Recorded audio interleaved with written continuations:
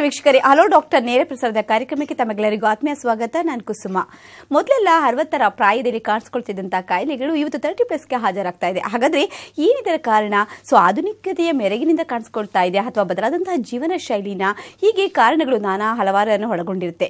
ಇದಕ್ಕೆಲ್ಲ ನಾವು ಪರಿಹಾರವನ್ನು ಯಾವ ರೀತಿ ಪಡ್ಕೊಳ್ಬೇಕು? ಹಾಗೆ ಈ ಸಂಧಿವಾತದ ಸಮಸ್ಯೆ ಅಂತ ಬಂದಾಗ ಸೊ ಮಂಡಿ ನೋವು ಆಗಬಹುದು ಅಥವಾ ಕೈ ಕಾಲುಗಳ ಬೆರಳುಗಳಲ್ಲಿ ಕಾಣಿಸ್ಕೊಳ್ಳುವಂತಹ ನೋವಾಗಬಹುದು, ಜೊತೆಗೆ ಈ ಒಂದು ಹೆಬ್ಬೆರಳಲ್ಲಿ ಕಾಣಿಸುವಂತಹ ಗೌಟಿ ಆರ್ಥರೈಟಿಸ್ ಆಗಬಹುದು. ಇದೆಲ್ಲದಕ್ಕೂ ಕೂಡ ಯಾವ ರೀತಿ ಚಿಕಿತ್ಸೆ ಬೇಕಾಗುತ್ತೆ. ಜೊತೆಗೆ ಇವತ್ತಿನ ದಿನ ಕಾಡುವಂತಹ ಒಂದು ಬೆನ್ನು ನೋವಿನ ಸಮಸ್ಯೆಗೆ ಯಾವ ರೀತಿಯಾದಂತಹ ಚಿಕಿತ್ಸೆನ ಪಡ್ಕೊಳ್ಬೇಕಂತ ತಿಳಿಸ್ಕೊಡೋದಕ್ಕೆ ಸ್ಟಾರ್ ಹೋಮಿಯೋಪತಿಯಿಂದ ಡಾಕ್ಟರ್ ಪೂರ್ಣಿಮಾ ಅವರು ನಮ್ಮ ಜೊತೆಗಿದ್ದಾರೆ. ಬನ್ನಿ ಅವನ ಕಾರ್ಯಕ್ರಮಕ್ಕೆ ವೆಲ್ಕಮ್ ಮಾಡೋಣ. ನಮಸ್ಕಾರ ಡಾಕ್ಟರ್. ನಮಸ್ತೆ. ಸೊ ಮೊದಲನೇದಾಗಿ ಕೇಳಲೇಬೇಕು ಅಂದ್ರೆ ಇವತ್ತಿನ ದಿನ ಬೆನ್ನು ನೋವು ಅನ್ನೋದು ತುಂಬಾ ಚಿಕ್ಕ ಪ್ರಾಯದಲ್ಲೂ ಕಾಣಿಸ್ಕೊಳ್ಳುತ್ತೆ, ದೊಡ್ಡವರಲ್ಲೂ ಕೂಡ ಕಾಣಿಸ್ಕೊಳ್ಳುತ್ತೆ. ಹಾಗಾಗಿ ಸೊ ಈ ಬೆನ್ನು ನೋವು ಅನ್ನೋ ಒಂದು ಸಮಸ್ಯೆ ಮೆಕ್ಯಾನಿಕಲ್ ಪೇನ್ ಆಗಿರುತ್ತಾ ಅಥವಾ ಕೆಲವೊಮ್ಮೆ ನಾವು ಬೆಡ್ ರಿಡನ್ ಆಗುವಷ್ಟರ ಮಟ್ಟಿಗೆ ತೆಗೆದುಕೊಂಡು ಹೋಗುತ್ತೆ? ಸೊ ನಿಖರವಾದಂತಹ ಕಾರಣ ಏನಿರುತ್ತೆ? ಬೇಸಿಕ್ ಆಗಿ ಇದೆಲ್ಲದಕ್ಕೆ ಒಂದೇ ಒಂದು ಕಾರಣ, ಕಾಮನ್ ರೀಸನ್ ಅಂದರೆ ಅಥ್ರೈಟಿಸ್. ಅಂದರೆ ಈ ಎರಡು ಮೂಳೆ ಮಧ್ಯಾಹ್ನ ಒಂದು ಜಂಕ್ಷನ್ ಇರುತ್ತೆ. ಆ ಜಂಕ್ಷನಲ್ಲಿ ಅದಕ್ಕೆ ಸಂಧಿ ಅಂತ ಹೇಳ್ತೀವಿ. ಸೊ ಆ ಸಂಧಿ ಮೇಲೆ ಏನಾದರೂ ಇನ್ಫೆಕ್ಷನು ಇಲ್ಲಾಂದರೆ ಏನಾದರೂ ಇನ್ಫ್ಲಮೇಷನ್ ಬಂದಾಗ ಆ ಒಂದು ಕಂಡೀಷನ್ಗೆ ನಾವು ಅಥ್ರೈಟಿಸ್ ಅಂತ ಹೇಳ್ತೀವಿ. ಸೊ ಮೇನ್ ರೀಸನ್ ಅಥ್ರೈಟಿಕ್ ಚೇಂಜಸ್ ಬಂದಾಗ ಈ ಥರ ಕಂಪ್ಲೇಂಟ್ಸ್ ಎಲ್ಲ ಅಂದರೆ ಆ ಕಾಮನ್ ಸಿಂಪ್ಟಮ್ಸ್ ಅಂದರೆ ನೋವು ಶುರು ಆಗುತ್ತೆ, ಕೆಲವರಿಗೆ ಸ್ಟಿಫ್ನೆಸ್ ಇರುತ್ತೆ, ಅಂದರೆ ಒಂದು ಲಾಕ್ ಥರ ಫೀಲಿಂಗ್ ಬಂದ್ಬಿಡುತ್ತೆ, ಬೆಳಿಗ್ಗೆ ಎದ್ದ ತಕ್ಷಣ ಒಂದು ಸ್ಟಿಫ್ ಫೀಲಿಂಗ್ ಬಂದ್ಬಿಡುತ್ತೆ. ಕೆಲವರಿಗೆ ಅದಕ್ಕೆ ಜೊತೆನೆ ಊತ ಇರುತ್ತೆ, ಸ್ವೆಲ್ಲಿಂಗ್ ಬರುತ್ತೆ, ಕೆಂಪು ಕಲರ್ ಆಗುತ್ತೆ ಕೆಲವರಿಗೆ. ಸೊ ಇದೆಲ್ಲವೇ ಕಾಮನ್ ಅಥ್ರೈಟಿಕ್ ಸಿಂಪ್ಟಮ್ಸು. ಬಟ್ ಇದು ವಾಟ್ ಎವರ್ ಜಾಯಿಂಟ್ ಪೇನ್ ಆಗಲಿ ಮೇನ್ ರೀಸನ್ ಅಂದರೆ ಅಥ್ರೈಟಿಕ್ ಚೇಂಜಸ್ಸು. ಅದು ಡಿಫ್ರೆಂಟ್ ಟೈಪ್ಸ್ ಆಫ್ ಅಥ್ರೈಟಿಸ್ ಇದೆ, 100 ಡಿಫ್ರೆಂಟ್ ಟೈಪ್ಸ್ ಆಫ್ ಅಥ್ರೈಟಿಸ್ ಇದೆ. ಕಾಮನ್ಲಿ ನಾವು ಇದು ಒಸ್ಟೋ ಅಥ್ರೈಟಿಸ್ ಅಂತ ಕಂಡೀಷನ್ ನೋಡ್ತೀವಿ. ಇಲ್ಲಾಂದರೆ ಇತ್ತೀಚಿನ ದಿನಗಳಲ್ಲಿ what we C spondylitis condition, ಅದರಲ್ಲಿ ಬ್ಯಾಕ್ ಪೇನ್ ಬರುತ್ತೆ, ನೆಕ್ ಪೇನ್, ಕುತ್ತಿಗೆ ನೋವು ಬರುತ್ತೆ, ಸೊಂಟೆ ನೋವು ಬರುತ್ತೆ. ಇದೆಲ್ಲವೇ ಕಾಮನ್ಲಿ ನಾವು ನೋಡ್ತೀವಿ ದೀಸ್ ಡೇಸ್. ನಾವು ಆಟೋ ಇಮ್ಯೂನ್ ರಿಲೇಟೆಡ್ ಡಿಸೀಸಸ್ ಅಲ್ಲಿ ಅಂದರೆ ಸೋರಿಯಾಟಿಕ್ ಕಂಡೀಷನ್ಸ್, ಸೋರಿಯಾಸಿಸ್ ಅಲ್ಲಿ ಕೂಡ ಒಂದು ಅಥ್ರೈಟಿಕ್ ಚೇಂಜಸ್ ಇರುತ್ತೆ. ಸೊ ಅದಕ್ಕೆ we call it as psoriatic arthritis. ಇಲ್ಲಾಂದರೆ ನಮ್ಮ ಬ್ಲಡ್ಡಲ್ಲಿ ರುಮ್ಯಾಟಾಯ್ಡ್ ಅದು RF ಫ್ಯಾಕ್ಟರ್ ಜಾಸ್ತಿ ಆದರೆ ಕೂಡ ಏನಾಗುತ್ತಂದರೆ ಅಥ್ರೈಟಿಕ್ ಚೇಂಜಸ್ ಬಂದ್ಬಿಡುತ್ತೆ. ಅದಕ್ಕೆ ನಾವು ರುಮ್ಯಾಟಾಯ್ಡ್ ಆರ್ಥರೈಟಿಸ್ ಅಂತ ಹೇಳ್ತೀವಿ. ನಾವು ಕೆಲವರಿಗೆ ಯೂರಿಕ್ ಆಸಿಡ್ ಜಾಸ್ತಿ ಆಗಿ ಇದು ನೋವು ಶುರುವಾಗ್ಬಿಡುತ್ತೆ, ಜಾಯಿಂಟಲ್ಲಿ ಅದು ಅಕ್ಯುಮುಲೇಟ್ ಆಗಿ ಗೌಟ್ ಅಂತ ಕಂಡೀಷನ್ ಕೂಡ ನಾವು ನೋಡ್ತೀವಿ. ಸೊ ಇದೆಲ್ಲ different types of arthritic changes or arthritis. So ಕೆಲವರಿಗೆ ರೀಸನ್ ಗೊತ್ತಾಗಲ್ಲ, ವಿತೌಟ್ ಎನಿ ರೀಸನ್ ನೋವು ಶುರುವಾಗ್ಬಿಡುತ್ತೆ. ಸೊ ಇಡಿಯೋಪತಿಕ್ ಜುವೆನೈಲ್ ಅಥ್ರೈಟಿಸ್ ಅಂತ ಹೇಳ್ತೀವಿ. ಸೊ ಇದೆಲ್ಲವೇ ಡಿಫ್ರೆಂಟ್ ವೆರೈಟೀಸ್ ಆಫ್ ಅಥ್ರೈಟಿಸ್.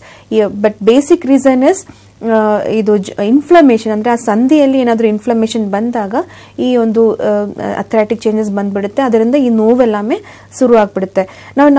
ನೀವು ಟೋಲ್ಡ್ ನಾವು ಚಿಕ್ಕ ವಯಸ್ಸಲ್ಲಿ ಕೂಡ ಈ ಥರ ಕಂಪ್ಲೇಂಟ್ಸ್ ಬರುತ್ತೆ.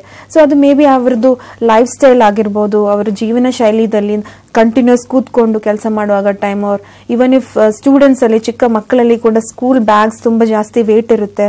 ಸೊ ಜಾಸ್ತಿ ವೇಟ್ ತಗೊಳ್ಳುವಾಗ ಟೈಮ್, ಅವ್ರು ನಾವು ಕೂತ್ಕೊಳ್ಳುವಾಗ ಆ ಪೊಸಿಷನ್ ಸರಿ ಇಲ್ಲ ಅಂದ್ರೆ, ಅವ್ರು ಮಲಗುವಾಗ ಪೊಸಿಷನ್, ಲೈಂಗ್ ಪೋಸ್ಟರ್ ಸರಿ ಇಲ್ಲ ಅಂದ್ರೆ ಕೂಡ ಏನಾಗುತ್ತೆ, ಆಫ್ಟರ್ ಆಲ್ ಒಂದು ಒಂದು ಪೀರಿಯಡ್ ಆಫ್ ಟೈಮ್ ಆದಮೇಲೆ ಈ ಥರ ಅಥ್ರೈಟಿಕ್ ಚೇಂಜಸ್ ಆರ್ ಇದು ಇನ್ಫ್ಲಮೇಷನ್ ಬಂದ್ಬಿಟ್ಟು ನೋವು ಇದೆಲ್ಲವೇ ಶುರು ಆಗ್ಬಿಡುತ್ತೆ. ಸೊ ಮೇ ಬಿ ಲೈಫ್ ಸ್ಟೈಲಿಂದ ಈ ಒಂದು obesity is also one factor. ಅಂದರೆ ವೇಟ್ ಗೇನ್ ಜಾಸ್ತಿ ಆದಾಗ ನಾವು ಡೇಸ್ ತುಂಬ ಜಾಸ್ತಿ ಔಟ್ಸೈಡ್ ಫುಡ್ ಡಿಪೆಂಡ್ ಆಗಿ, ಜಾಸ್ತಿ ಜಂಕ್ ಫುಡ್ಡು, ಜಾಸ್ತಿ ಔಟ್ಸೈಡ್ ಫುಡ್ ಎಲ್ಲ ತಿಂದರೆ lack of proper exercise or lack of proper sleep, ಅದೆಲ್ಲವೇ ಒಂದು ಮುಖ್ಯ ರೀಸನ್. ಸೊ ಅದರಿಂದ ಕೂಡ ವೇಟ್ ಗೇನ್ ಜಾಸ್ತಿ ಆಗಿ ಈ ಒಬೇಸಿಟಿ ಕಂಡೀಷನ್ ಇಂದ ಕೂಡ ಈ ಥರ ಜಾಯಿಂಟ್ ಮೇಲೆ ನೋವು, ಜಾಯಿಂಟ್ ಪೇನು, ಬಾಡಿ ಪೇನ್ ಇದೆಲ್ಲವೇ ಬರೋಕ್ಕೆ ಚಾನ್ಸಸ್ ಆಗಿರುತ್ತೆ.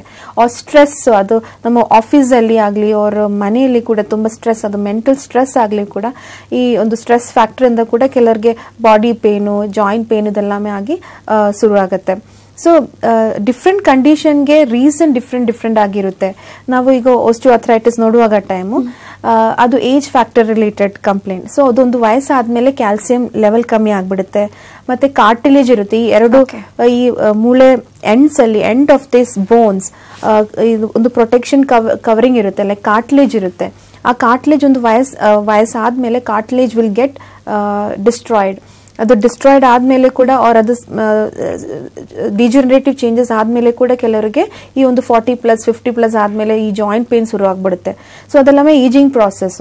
ಇಲ್ಲಾಂದ್ರೆ ನಾವು when we go to spondylitis condition, ಅವರದು ವರ್ಕ್ ಸ್ಟೈಲ್ ಸಪೋಸ್ ಇದು ಜಾಸ್ತಿ ಇದು ಬಗ್ಗಿ ಕೆಲಸ ಮಾಡುವಾಗ ಟೈಮ್ ಅವ್ರು ಜಾಸ್ತಿ ಲ್ಯಾಪ್ಟಾಪ್ ಆರ್ ಆ ಥರ ಟೀಚರ್ಸ್ ಅಲ್ಲಿ ಆ ಥರ ಪ್ರೊಫೆಷನ್ಸ್ ಅಲ್ಲಿ ಟೀಚರ್ಸ್ ಟೈಲರಿಂಗ್ ಪ್ರೊಫೆಷನ್ ಅಲ್ಲಿ ಜಾಸ್ತಿ ಬಗ್ಗಿ ಕೆಲಸ ಮಾಡ್ಬೇಕಲ್ವಾ.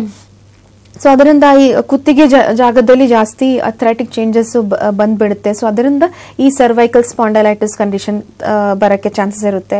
ಆರ್ ಸೊಂಟೆ ನೋವು ಅದು ಕೆಲವರಿಗೆ ವೇಟ್ ಇಂದ ಆಗಿರ್ಬೋದು, ಆರ್ ಈವನ್ ಕೆಲವರಿಗೆ after delivery or after mainly C section ಆದ್ಮೇಲೆ ಆರ್ ಆಫ್ಟರ್ ಲಿಫ್ಟಿಂಗ್ ವೇಟ್ ಜಾಸ್ತಿ ವೇಟ್ ಲಿಫ್ಟ್ ಮಾಡ್ಕೊಂಡು ಕೆಲಸ ಮಾಡುವಾಗ ಟೈಮಲ್ಲಿ ಈ ಬ್ಯಾಕ್ ಅಲ್ಲಿ ಕೂಡ ಈ ತರ ಅಥ್ರಾಟಿಕ್ ಚೇಂಜಸ್ ಬಂದ್ಬಿಟ್ಟು lumbar spondylitis or ankylosing spondylitis condition ಬಂದ್ಬಿಡುತ್ತೆ. ಸೊ ಅದು ಬೇರೆ ರೀಸನ್. ನಾವು ಕಮಿಂಗ್ ಟು ದ ಬ್ಲಡ್ ಅಲ್ಲಿ ಕೂಡ ಜೆನೆಟಿಕ್ ಆಗಲಿ ಆರ್ ಆಟೋ ಇಮ್ಯೂನ್ ರೀಸನ್, ಅಂದ್ರೆ ಕೆಲವರಿಗೆ ತನ್ನ ಬಾಡಿ ಸೆಲ್ಸ್ಗೆ ಅಟ್ಯಾಕ್ ಮಾಡ್ತಾರೆ. ಸೊ ಸೆಲ್ಫ್ ಡಿಸ್ಟ್ರಕ್ಷನ್ ಪ್ರಾಸೆಸ್ ಇಂದ ಕೂಡ ಈ ಅಥ್ರಾಟಿಕ್ ಚೇಂಜಸ್ ಬಂದ್ಬಿಡುತ್ತೆ. So that is rheumatoid arthritis and psoriatic arthritis. ಮತ್ತೆ ಕೆಲವ್ರಿಗೆ ಏನಾಗುತ್ತೆ ಅಂದ್ರೆ ಫುಡ್ ಅಲ್ಲಿ ಜಾಸ್ತಿ there are certain food in which purine content is more. So ಆತರ ಫುಡ್ ಐಟಮ್ಸ್ ಇಂದ ಪ್ಯೂರಿನ್ ಕಂಟೆಂಟ್ ಜಾಸ್ತಿ ಆಗಿ ಯೂರಿಕ್ ಆಸಿಡ್ ನಮ್ಮ ದೇಹದಲ್ಲಿ ಜಾಸ್ತಿ ಫಾರ್ಮ್ ಆಗಿ ಅದು ಯೂರಿಕ್ ಆಸಿಡ್ ಸರಿಯಾಗಿ ಎಕ್ಸ್ಕ್ರೀಟ್ ನಮ್ಮ ದೇಹದಿಂದ ಕರೆಕ್ಟ್ ಸರಿಯಾಗಿ ಅದು ಎಕ್ಸ್ಕ್ರೀಟ್ ಆಗಿಲ್ಲ ಅಂದ್ರೆ ಅದು ಡಿಪಾಸಿಟ್ ಆಗುತ್ತೆ ದೇಹದಲ್ಲಿ. ಸೊ ಯೂರಿಕ್ ಆಸಿಡ್ ಬ್ಲಡ್ ಅಲ್ಲಿ ಜಾಸ್ತಿ ಆಗ್ಬಿಟ್ಟು ಈ ಅಥ್ರಾಟಿಕ್ ಚೇಂಜಸ್ ಕೂಡ ಬರುತ್ತೆ. That is called as gout. So these are the different reasons. Okay, ಅಂದ್ರೆ ಈಗ ನಾವು ಸಂಧಿವಾತ ಅಂತ ಬಂದಾಗ ಎಷ್ಟು ವಿಧವಾದಂತಹ ಸಂಧಿವಾತವನ್ನ ನೋಡಬಹುದು ಇತ್ತೀಚಿನ ದಿನಗಳಲ್ಲಿ? ಹೌದು, ಎಷ್ಟು ಟೈಪ್ಸ್ ಇರುತ್ತೆ? That's what I told you. There are 100 different types of arthritis. But main ಆಗಿ gouty arthritis, osteo and rheumatoid arthritis, that is what clinically ಈ ತರ ಸ್ಪಾಂಡಲೈಟಿಸ್ ಕಂಡೀಷನ್ ನಾವು ಜಾಸ್ತಿ ನೋಡ್ತೇವೆ. ಒಂದು ಪರ್ಟಿಕ್ಯುಲರ್ ಏಜ್ ಆದ್ಮೇಲೆ ಆಫ್ ಕೋರ್ಸ್ ಮೋಸ್ಟ್ ಕಾಮನ್ ಅಂದ್ರೆ osteo arthritis. ಅಂದ್ರೆ ಡಿಜೆನರೇಟಿವ್ ಚೇಂಜಸ್ ಆಗುವಂತಹ ಒಂದು ಆರ್ಥರೈಟಿಸ್ ನಾವು ಬೇಗ ಕ್ಯೂರ್ ಮಾಡ್ಕೊಳ್ಬಹುದಾ, ಅಥವಾ ಸೊ ಇನ್ಫ್ಲಮೇಷನ್ ರಿಲೇಟೆಡ್ ಆರ್ಥರೈಟಿಸ್ ಅನ್ನೋದು ಬೇಗ ಕ್ಯೂರ್ ಆಗುತ್ತೆ ಅಂತ ಅನ್ಸುತ್ತೆ, ಹೇಗೆ ಡಾಕ್ಟರ್? ಹೌದು, ಸಿ ಡಿಜೆನರೇಟಿವ್ ಚೇಂಜಸ್ ಅದು ಒಂದು ಸ್ವಲ್ಪ ಟೈಮ್ ಬೇಕಾಗತ್ತೆ. ಯಾಕಂದ್ರೆ aging is not a disease ಅಲ್ವಾ. Aging is not a disease, ಅದೊಂದು ನಮ್ಮ ಲೈಫ್ ಅಲ್ಲಿ ಅದು ಬರೋದು, ಅದು process. So aging is not irreversible, ಅದು ನಮಗೆ ರಿವರ್ಸ್ ಮಾಡಕ್ಕೆ ಆಗಲ್ಲ. ಅದೇ ತರ ಏಜಿಂಗ್ ಪ್ರಾಸೆಸ್ ಅಲ್ಲಿ ಡಿಜೆನರೇಷನ್ ಆರ್ ನಮ್ಮ ಚೇಂಜಸ್ ಬಂದ್ಬಿಡುತ್ತೆ ಡೆಫಿನೆಟ್ಲಿ. ಸೊ ಬಟ್ ಅದು we can slow down the process. Medicine ಇಂದ ಆ ಡಿಜೆನರೇಟಿವ್ ಚೇಂಜಸ್ ಸ್ವಲ್ಪ ವಿ ಕ್ಯಾನ್ ಕಮ್ಮಿ ಮಾಡಬಹುದು. ಆ ಒಂದು ಇರುತ್ತಲ್ವಾ speed, we can slow down the speed.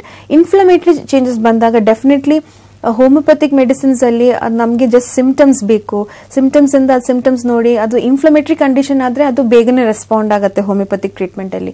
Of course ಈ ಓಸ್ಟಿಯೋಆರ್ಥರೈಟಿಸ್ ಕೂಡ ರೆಸ್ಪಾಂಡ್ ಆಗುತ್ತೆ. ಬಟ್ ಡಿಜೆನರೇಟಿವ್ ಚೇಂಜಸ್ ಆಲ್ಮೋಸ್ಟ್ ಅದು ಕ್ಯೂರ್ ಅಂತ ಹೇಳಕ್ಕೆ ಆಗಲ್ಲ. ಬಟ್ ಆ ಒಂದು ಪ್ರಾಸೆಸ್ ಸ್ವಲ್ಪ ಅದು ಸ್ಪೀಡ್ ಇರುತ್ತಲ್ವಾ, ಅದು ಕಮ್ಮಿ ಮಾಡಿಕೊಡಕ್ಕೆ ಆಗತ್ತೆ ಅಷ್ಟೇನೆ. ಓಕೆ, ಸೊ ಈಗ ಗೌಟಿ ಆರ್ಥರೈಟಿಸ್ ಬಂದಾಗ ಪ್ಯೂರಿನ್ ಕಂಟೆಂಟ್ ನಾವು ಅವಾಯ್ಡ್ ಮಾಡಬೇಕಾಗತ್ತಾ, ಹೇಗೆ?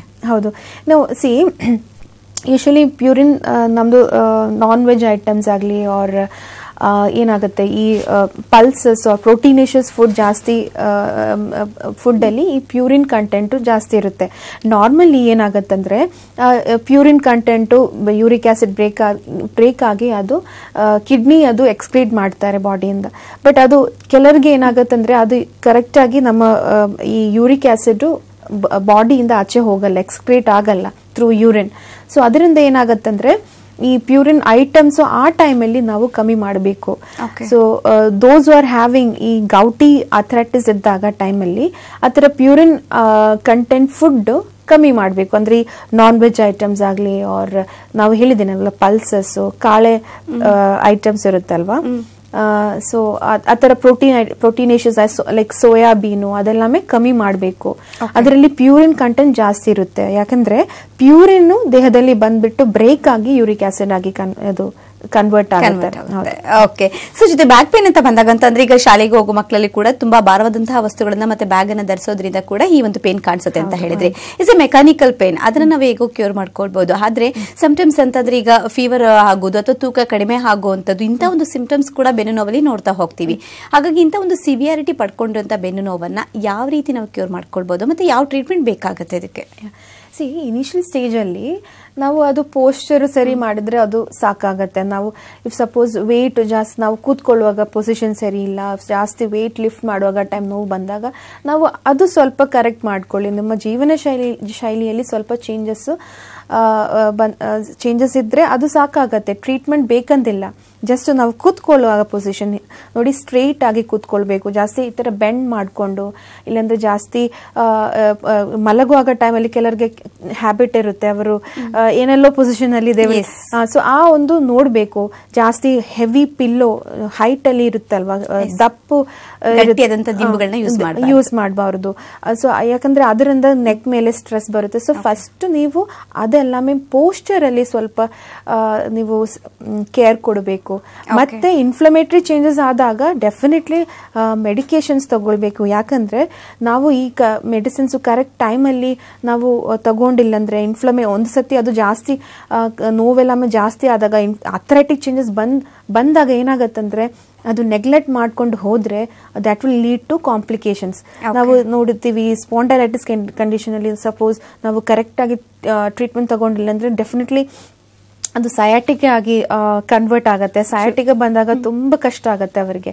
ಸೊ ಡೆಫಿನೆಟ್ಲಿ ಆ ಒಂದು ಪ್ರೋಸೆಸ್ ಅಲ್ಲಿ ಟ್ರೀಟ್ಮೆಂಟ್ ತಗೊಳ್ಬೇಕು. ಓಕೆ, ಒಟ್ಟಾರೆ ಅಂತಂದ್ರೆ ಕುಳಿತುಕೊಳ್ಳುವಂತ ಭಂಗಿ ಮತ್ತೆ ಹಾಗೆ ಮಲಗುವಂತ ಭಂಗಿನೂ ಸರಿಪಡಿಸ್ಕೊಳ್ಬೇಕು. ಮತ್ತಷ್ಟು ವಿಚಾರಗಳನ್ನ ತಿಳಿಸ್ಕೊಡ್ತೀವಿ ವಿರಾಮದ ನಂತರ.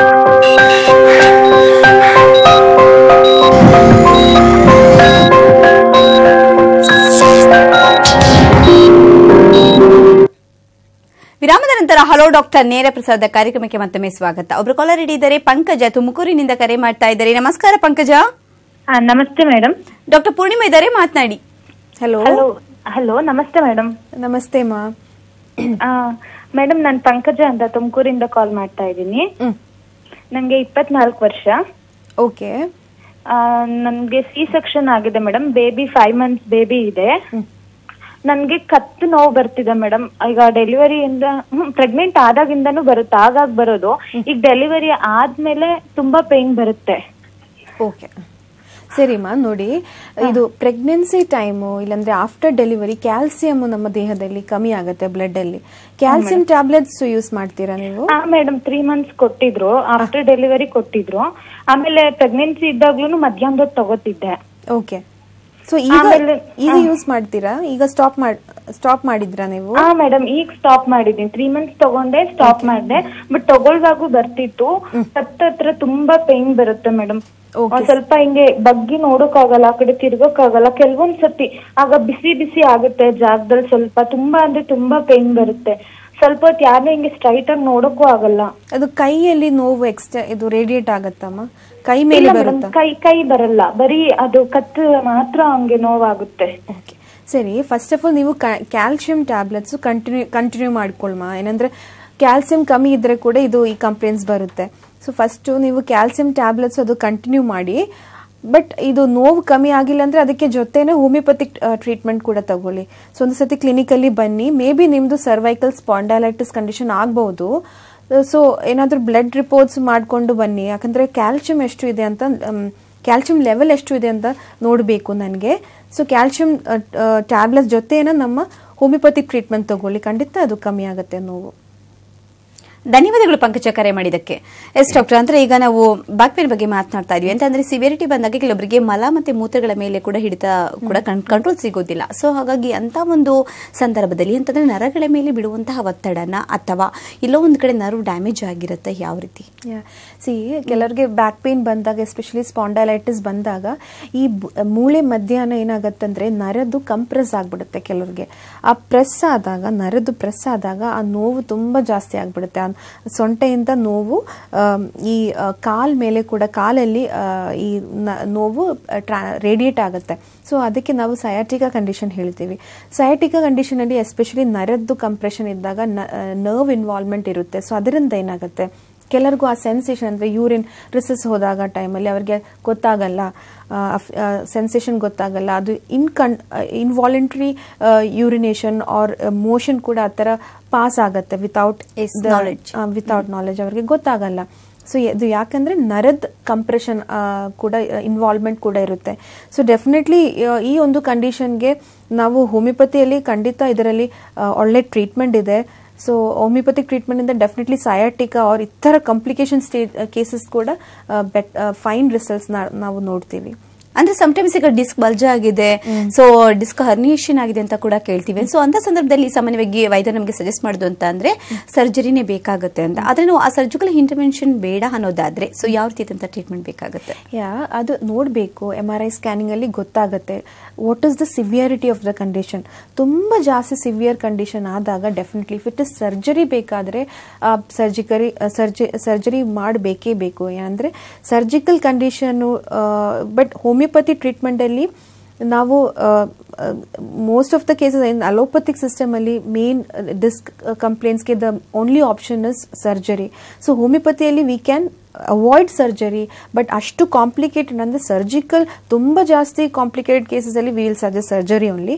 ಬಟ್ ಬಾಕಿ ಕೇಸಸಲ್ಲಿ we can avoid surgery to some extent. ನಮ್ಮ ಟ್ರೀಟ್ಮೆಂಟಿಂದ ಆ ಡಿಸ್ಕ್ ಬಲ್ಜಿಂಗ್ ಆಗಲಿ or whatever herniation problem ಆಗಲಿ, ಈ ಟ್ರೀಟ್ಮೆಂಟ್ ಕಂಟಿನ್ಯೂಸ್ ಒಂದು 1 year or 2 year ಟ್ರೀಟ್ಮೆಂಟಿಂದ ಹೋಮಿಯೋಪತಿಕ್ ಟ್ರೀಟ್ಮೆಂಟಿಂದ ಆ ಥರ ಡಿಸ್ಕ್ ಪ್ರಾಬ್ಲಮ್ಗೆ ಕೂಡ ಖಂಡಿತ ಚೆನ್ನಾಗಿ ರಿಸಲ್ಟ್ ಬರುತ್ತೆ. So surgery V can avoid with homeopathic treatment. ಅಂದ್ರೆ ಫಸ್ಟ್ ನಾವು ಪ್ರೈಮರಿ ಸಿಂಪ್ಟಮ್ಸ್ ಅದನ್ನ ನಾವು ನೋಟಿಸ್ ಮಾಡಬೇಕಾಗುತ್ತೆ. ಸೊ ಸಾಮಾನ್ಯವಾಗಿ ಮೆಕ್ಯಾನಿಕಲ್ ಪೇನ್ ಬಂದಾಗ ಒಂದು 2 ದಿನದಲ್ಲಿ ಮಾಯ ಆಗುತ್ತೆ. ಆದ್ರೆ ಈ ಸಿವಿಯರಿಟಿ ತುಂಬಾ ಪೇನ್ ಜಾಸ್ತಿ ಆಗ್ತಾ ಇದೆ ಅಂದಾಗ ಯಾವ ರೀತಿಯಾದಂತಹ ಲಕ್ಷಣಗಳು ನಮಗೆ ಕಾಣಿಸುತ್ತೆ? ಹೌದು, ಸಿ ಫಸ್ಟ್ ಆಫ್ ಆಲ್ ಈ ಮೆಕ್ಯಾನಿಕಲ್ ಇಂದ ಏನಾಗುತ್ತಂದ್ರೆ ನಾವು ಫಸ್ಟ್ ಏನು ಸಜೆಸ್ಟ್ ಮಾಡ್ತಾರಂದ್ರೆ ನೀವು ಸ್ವಲ್ಪ ರೆಸ್ಟ್ ತಗೊಳ್ಳಿ. ಅದು ಮೋಸ್ಟ್ ಇಂಪಾರ್ಟೆಂಟ್. ರೆಸ್ಟ್ ಇಂದ ಕೆಲವರಿಗೆ ಈ ನೋವೆಲ್ಲಮೇ ವಿತೌಟ್ ಟ್ರೀಟ್ಮೆಂಟ್, ಏನು ಟ್ರೀಟ್ಮೆಂಟ್ ಬೇಕಾಗಲ್ಲ ಅವರಿಗೆ, ಈ ರೆಸ್ಟ್ ಇಂದ ಇದೆಲ್ಲಮೇ ಸರಿಯಾಗ್ಬಿಡುತ್ತೆ. ಕೆಲವರಿಗೆ ಇವನ್ ಆಫ್ಟರ್ ರೆಸ್ಟಿಂಗ್ ಏನಾಗುತ್ತೆ, ಈ ನೋವು ಜಾಸ್ತಿ ಆಗಿ ಹೋಗುತ್ತೆ, ಅದು ಕಮ್ಮಿ ಆಗಲ್ಲ ರೆಸ್ಟ್ ಇಂದ, ಅವರದ್ದು ನೋವು ಜಾಸ್ತಿ ಆಗಿ ಹೋಗುತ್ತೆ. ಸೊ ಆ ಕೇಸಸ್ ಅಲ್ಲಿ ಏನಾಗುತ್ತೆ ಅಂದ್ರೆ ಮೂವ್ಮೆಂಟ್ ಕೂಡ ರೆಸ್ಟ್ರಿಕ್ಟ್ ಆಗುತ್ತೆ. ಅಂದ್ರೆ ನಾರ್ಮಲ್ ಮೂವ್ಮೆಂಟ್ ಇರುತ್ತಲ್ವಾ, ಆ ಮೂವ್ಮೆಂಟ್ ಕೂಡ ರೆಸ್ಟ್ರಿಕ್ಟ್ ಆಗುತ್ತೆ. ಕೆಲವರಿಗೆ ಫ್ರೋಸನ್ ಶೋಲ್ಡರ್ ಕಂಡೀಷನ್ ಆಗಲಿ, ಆರ್ ಕೆಲವರಿಗೆ ಏನಾಗುತ್ತೆ ಅಂದ್ರೆ ಆ ಮೂವ್ಮೆಂಟ್ ರೆಸ್ಟ್ರಿಕ್ಷನ್ ಇಂದ ಸರಿಯಾಗಿ ಅವರದ್ದು ಕೆಲಸ ಮಾಡೋಕ್ಕಾಗಲ್ಲ, ನಡೆಯೋಕ್ಕೆ ಆಗಲ್ಲ, ಅವ್ರ ಜಾಯಿಂಟ್ಸ್ ಮೂವ್ ಮಾಡೋಕ್ಕೆ ಆಗಲ್ಲ. ಸೊ ಆ ಟೈಮಲ್ಲಿ ಖಂಡಿತ ಆ ಒಂದು ಕಂಡೀಷನಲ್ಲಿ ಟ್ರೀಟ್ಮೆಂಟ್ ನಾವು ಕೊಡಬೇಕೇ ಬೇಕು. ಯಾಕಂದ್ರೆ ಅದು ಆ ಟೈಮಲ್ಲಿ ನಾವು ನೆಗ್ಲೆಕ್ಟ್ ಮಾಡಿದ್ರೆ ಅದು ಕಾಂಪ್ಲಿಕೇಶನ್ ಸ್ಟೇಜ್ ಅಲ್ಲಿ ಹೋಗುತ್ತೆ. ಮತ್ತೊಬ್ಬರು ಕಾಲರ್ ಇದ್ದಾರೆ, ಸಂತೋಷ್ ಚಿತ್ರದುರ್ಗದಿಂದ ಕರೆ ಮಾಡ್ತಾ ಇದ್ದಾರೆ. ನಮಸ್ಕಾರ ಸಂತೋಷ್. ಮೇಡಮ್ ನಮಸ್ತೆ, ಡಾಕ್ಟರ್ ಇದ್ದಾರೆ, ಮಾತನಾಡಿ. ಹಲೋ ನಮಸ್ತೆ ಮೇಡಮ್. ನಮಸ್ತೆ. ನಾವು ಟ್ಯಾಕ್ಸಿ ಮಾಡೋದ್ರಿಂದ ಬಿದ್ದು ಬೆನ್ನ ಫುಲ್ ಆಗಿದೆ. ಈಗ 8 ತಿಂಗಳಾಯ್ತು ಮೇಡಮ್. ಓಕೆ, ನಾವು ಮಂಗಳೂರಲ್ಲಿ ಈಗ ಆಪರೇಷನ್ ಬಿಟ್ಟು ಆಪರೇಷನ್ ಮಾಡಿದ್ದು. ನೋವಿದೆ ಎಲ್ಲಿ? ನಿಮ್ಗೆ ಎಲ್ಲಿ ನೋವು ಬರುತ್ತೆ ಈಗ? ನೋವು ಮೇಡಮ್ ಏನಿಲ್ಲ ಮೇಡಮ್, ನಮ್ಗೆ ಏನು ಗೊತ್ತಾಗ್ತಲ್ಲ, ಮೋಷನ್ ಯೂರಿನ್ ಹೋಗೋದು ಏನು ಗೊತ್ತಾಗಲ್ಲ. ಓಕೆ ಓಕೆ ಸರಿ. ಅಲ್ಲ, ಫಿಸಿಯೋಥೆರಪಿ ನೀವು ಕಂಟಿನ್ಯೂ ಮಾಡ್ಕೊಳ್ಳಿ. ಫಿಸಿಯೋಥೆರಪಿ ಬೇಕೇ ಬೇಕು ಈ ಕಂಡೀಷನ್ದಲ್ಲಿ. ಫಿಸಿಯೋಥೆರಪಿ ನೀವು ಕಂಟಿನ್ಯೂ ಮಾಡ್ಕೊಳ್ಳಿ. ಮತ್ತೆ ಹೋಮಿಯೋಪತಿ ಟ್ರೀಟ್ಮೆಂಟ್ ಇಂದ ಕೂಡ ಒಳ್ಳೆ ರಿಸಲ್ಟ್ಸ್, ಎಸ್ಪೆಷಲಿ ಈ ಟ್ರೊಮ್ಯಾಟಿಕ್ ಇಂಜುರಿ, ಈ ಥರ ಆಕ್ಸಿಡೆಂಟ್ ಆದಮೇಲೆ ಬಿದ್ದ ಕೆಲವರಿಗೆ ಈ ಥರ ಕಾಂಪ್ಲಿಕೇಶನ್ಸ್ ಬರುತ್ತೆ, ಕೆಲವರಿಗೆ ಪ್ಯಾರಲೈಸಿಸ್ ಆಗ್ಬಿಡುತ್ತೆ. ಸೊ ಆ ಥರ ನರ್ವ್ ಇನ್ವಾಲ್ವ್ಮೆಂಟ್, ನರದ್ದು ಕಂಪ್ರೆಷನ್ ಆರ್ ಇನ್ವಾಲ್ವ್ಮೆಂಟ್ ಇದ್ದಾಗ ಟೈಮಲ್ಲಿ ಹೋಮಿಯೋ ಟ್ರೀಟ್ಮೆಂಟಿಂದ ತುಂಬಾ ಎಫೆಕ್ಟ್ ಸಿಗುತ್ತೆ, ರಿಸಲ್ಟ್ ಸಿಗುತ್ತೆ ಅವರಿಗೆ. ಸೊ ನೀವು ಖಂಡಿತ ನಿಮ್ಮ ರಿಪೋರ್ಟ್ಸ್ ಎಲ್ಲಾಮೇ ತಗೊಂಡು ಬನ್ನಿ, ನಾವು ನೋಡ್ತೀನಿ. ಡೆಫಿನೆಟ್ಲಿ ನಿಮ್ಮ ಇದು ಹೋಮಿಯೋಪತಿ ಟ್ರೀಟ್ಮೆಂಟ್ ಇಂದ ಇದು ಸಾಲ್ವ್ ಆಗ್ಬಿಡುತ್ತೆ ನಿಮ್ಮ ಕಂಪ್ಲೇಂಟ್. ಧನ್ಯವಾದಗಳು ಸಂತೋಷ್ ಕರೆ ಮಾಡಿದಕ್ಕೆ. ಅಂತಂದ್ರೆ ಈಗ ಅವರಿಗೆ ಮಲ ಮತ್ತೆ ಮೂತ್ರದ ಮೇಲೆ ನಾವು ಆಸ್ ವಿ ಡಿಸ್ಕಸ್ ಲೈಕ್ ಅವ್ರಿಗೆ ಗೊತ್ತಾಗ್ತಾ ಇಲ್ಲ ಅಂತಂದ್ರೆ, ಇನ್ನು ನೀವು ಹೇಳೋಕೆ ನರ್ವ್ ಕಂಪ್ರೆಷನ್ ಆಗಿರ್ಬಹುದು ಅಥವಾ ಡ್ಯಾಮೇಜ್ ಆಗಿರ್ಬಹುದು. ಸೊ ಅವರು ಅದನ್ನ ಪರೀಕ್ಷೆ ಮಾಡಿಸ್ಕೊಳ್ದೇನೆ ಕೇವಲ ಫಿಸಿಯೋಥೆರಪಿಯಿಂದ ಅದನ್ನ ಕ್ಯೂರ್ ಮಾಡೋದಕ್ಕೆ ಸಾಧ್ಯ ಆಗುತ್ತಾ? Physiotherapy side by side will help ಅಂದ್ರೆ ಟ್ರೀಟ್ಮೆಂಟ್ ಜೊತೆನೆ ಫಿಸಿಯೋಥೆರಪಿ ಒಂದು ವಾಟ್ ಟು ಸೇ ಕ್ಯಾಟಲಿಸ್ಟ್ ತರ ಇಟ್ ವಿಲ್ ಇನ್ಕ್ರೀಸ್ ಟ್ರೀಟ್ಮೆಂಟ್ ಸ್ವಲ್ಪ ಕೂಡ ಅದು ಟ್ರೀಟ್ಮೆಂಟ್ ಎಫೆಕ್ಟಿವ್ನೆಸ್ ಸ್ವಲ್ಪ ಜಾಸ್ತಿ ಮಾಡ್ತಾರೆ ಫಿಸಿಯೋಥೆರಪಿಯಿಂದ. ಯಾಕಂದ್ರೆ ಮೂವ್ಮೆಂಟ್ ಅದೆಲ್ಲ ಫಿಸಿಯೋಥೆರಪಿ ಮಾಡುವಾಗ ಟೈಮ್ ಸ್ವಲ್ಪ ಅದು ನೋಡ್ಬೇಕು ಆ ಕಂಡೀಷನ್ ಮೂವ್ಮೆಂಟ್ ಅಲ್ಲಿ ಏನಾದ್ರು ಪ್ರಾಬ್ಲಮ್ ಇದೆಯಾ, ಅವಾಗ ಮೂವ್ಮೆಂಟ್ ರೆಸ್ಟ್ರಿಕ್ಷನ್ ಏನಾದ್ರು ಇದೆಯಾ ಅಂತ ನೋಡ್ಬೇಕು. But physiotherapy to one extent ಅದು ಟ್ರೀಟ್ಮೆಂಟ್ ಜೊತೆನೆ ಫಿಸಿಯೋಥೆರಪಿ ಕೂಡ ಮಾಡಿದಾಗ ಟೈಮ್ ಟ್ರೀಟ್ಮೆಂಟ್ ಬೇಗನೆ ಎಫೆಕ್ಟ್ ಬರುತ್ತೆ ಟ್ರೀಟ್ಮೆಂಟ್. ಓಕೆ, ಈಗ ಅಂದ್ರೆ ಇತ್ತೀಚಿನ ದಿನಗಳಲ್ಲಿ ಕಾಣಿಸುವಂತಹ ಒಂದು ಅರ್ಲಿ ಡಿಜೆನರೇಟಿವ್ ಚೇಂಜಸ್ ನಾವು ತಪ್ಪಿಸಬೇಕು ಅನ್ನೋದಾದ್ರೆ, ಹಾಗೆ ಈ ಎಲ್ಲಾ ಆರ್ಥರೈಟಿಸ್ ಗಳನ್ನ ನಾವು ಕಂಟ್ರೋಲ್ ಮಾಡಬೇಕು ಅನ್ನೋದಾದ್ರೆ ಯಾವ ರೀತಿಯಾದಂತಹ ಒಂದು ಪ್ರಿಕಾಷನ್ಸ್ ತೆಗೆದುಕೊಳ್ಬೇಕಂತ ತಿಳಿಸ್ತೀರಾ? ಪ್ರಿಕಾಷನ್ ಡೆಫಿನೆಟ್ಲಿ ವೇಟ್ ನಾವು ಕಂಟ್ರೋಲ್ ಮಾಡಬೇಕೇ ಬೇಕು. ವೇಟ್ ಅಲ್ಲಿ ಕಂಟ್ರೋಲ್ ಕೊಟ್ಟಿಲ್ಲ ಅಂದ್ರೆ weight keep on increasing, weight ಜಾಸ್ತಿ ಆಗಿ ಹೋಗುತ್ತೆ. ಒಬಿಸಿಟಿ ಬಂದಾಗ ಏನಾಗುತ್ತೆ, ಈ ಒಂದು ಜಾಯಿಂಟ್ ಮೇಲೆ ಎಲ್ಲಾಮೇ ನೋವು, ಈ ಪ್ರೆಷರ್ ಜಾಸ್ತಿ ಬೀಳುತ್ತೆ. ಸೊ ಅದರಿಂದ ಅಥ್ಲೆಟಿಕ್ ಚೇಂಜಸ್ ಬರುತ್ತೆ. So first control of wait, exercise, ಅದಕ್ಕೆ ಎಕ್ಸರ್ಸೈಸ್ ಮಾಡಬೇಕು ಡೆಫಿನೆಟ್ಲಿ. ಓಕೆ, ಸಂಧಿವಾತದ ಸಮಸ್ಯೆ ಬಗ್ಗೆ ಸಾಕಷ್ಟು ವಿಚಾರಗಳನ್ನ ತಿಳಿಸ್ಕೊಡಿದ್ದೀರಾ, ಧನ್ಯವಾದಗಳು. ಇದೇ ಇವತ್ತಿನ ಹಲೋ ಡಾಕ್ಟರ್, ನಮಸ್ಕಾರ.